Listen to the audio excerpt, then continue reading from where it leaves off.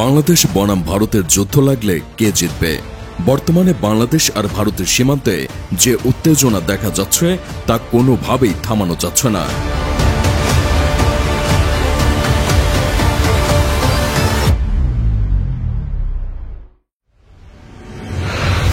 বিশেষজ্ঞরা বলছেন, সীমান্তবর্তী এই উত্তেজনা হয়তো বাংলাদেশ এবং ভারতের যুদ্ধের আভাস দিচ্ছে। এমনকি ডাক্তার ইউনূসের এই বক্তব্যটি শোনার পর আপনিও বুঝে যাবেন বাংলাদেশ এখন আর ভারতের গোলামিতে অভ্যস্ত না। বাংলাদেশ এখন ভারতের সাথে যুদ্ধের জন্য প্রস্তুত। ডাক্তার ইউনূসের এই বক্তব্যটি একবার শুনুন।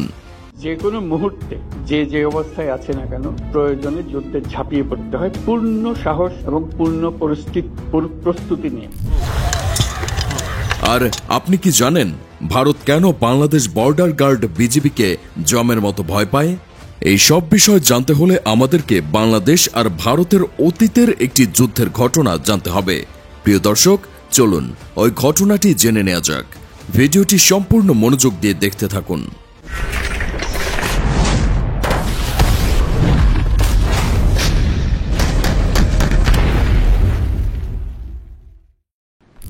2001 সালের 18 এপ্রিল ভারতের বিএসএফ তাদের দখলদার মানসিকতা নিয়ে কুড়িগ্রামের বড়াইবাড়ি গ্রামে অনুপ্রবেশ করে। তাদের পরিকল্পনা ছিল বাংলাদেশের মাটি দখল করা এবং আমাদের সাহসিকতাকে চূর্ণ বিচূর্ণ করা। তবে তারা জানত না বিজিবি নামের যে শক্তি আছে তা অদম্য।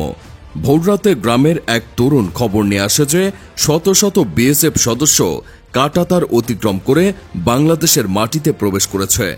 বিজিবি ক্যাম্পে তখন মাত্র 11 জন সৈনিক। এই খবর শোনার সঙ্গে সঙ্গে হাবিলদার নজরুল ইসলাম সবাইকে অস্ত্রশস্ত্র নিয়ে প্রস্তুত হতে বলেন। ভোর 5টার দিকে বিএসএফ ক্যাম্প ঘিরে ফেলে। তারা সংখ্যায় প্রায় 300 জন এবং ভারী অস্ত্রশস্ত্রে সজ্জিত। অন্যদিকে বিজিবির ছিল কেবল 11 জনের একটি ছোট দল, তবে তাদের ছিল অসীম সাহস। হাবিলদার নজরুলের নির্দেশে বিজিবি মেশিনগান নিয়ে গুলি ছুড়তে শুরু করে। বিএসএফ এত শক্তিশালী প্রতিরোধের মুখে পড়বে তা তারা স্বপ্নেও ভাবেনি। প্রথম ধাক্কায় বিএসএফ থমকে যায়, কিন্তু পরক্ষণে গুলির বৃষ্টি শুরু করে। ল্যান্স নায়ক ওয়াহিদুজ্জামান বীরত্বের সঙ্গে লড়াই করতে করতে শহীদ হন। তবে এই মৃত্যু বিজিবি সদস্যদের মনোবল আরও দৃঢ় করে। তাদের মাথায় তখন একটাই কথা, প্রাণ গেলে যাবে, কিন্তু বাংলাদেশের একটি কণাও দখল করতে দেব না। 10 জন বিজিবি সদস্য অকল্পনীয় বীরত্ব দেখিয়ে 300 জন বিএসএফকে পিছু হটতে বাধ্য করে। পরবর্তী সময়ে পাশের ক্যাম্প থেকে আরও 6 জন বিজিবি সদস্য এসে যোগ দেন। বিজিবির আক্রমণের তীব্রতায় বিএসএফ বেসামাল হয়ে যায়। যুদ্ধের শেষে বিএসএফ 16 জন সৈন্যের লাশ ফেলে রেখে পালিয়ে যায়। বড়াইবাড়ি গ্রামের 11 জন বীর বিজিবি সদস্য দেখিয়ে দিল সাহস আর দেশপ্রেম থাকলে কোনো শক্তি বাংলাদেশকে পরাজিত করতে পারে না। এই যুদ্ধে বিজিবি সদস্যদের পাশাপাশি গ্রামের সাধারণ মানুষও সাহসিকতার পরিচয় দিয়েছিলেন। তাদের সহযোগিতায় বিজিবি আরও দৃঢ়ভাবে যুদ্ধ চালিয়ে যেতে পেরেছিল।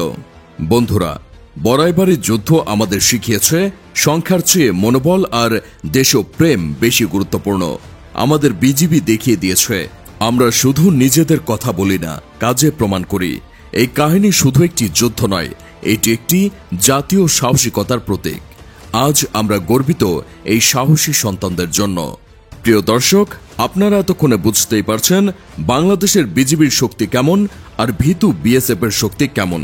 বন্ধুরা, এই ভিডিওটি যদি আপনাদের ভালো লেগে থাকে তাহলে লাইক দিন, শেয়ার করুন আর চ্যানেলটি সাবস্ক্রাইব করতে ভুলবেন না। বাংলাদেশ জিন্দাবাদ।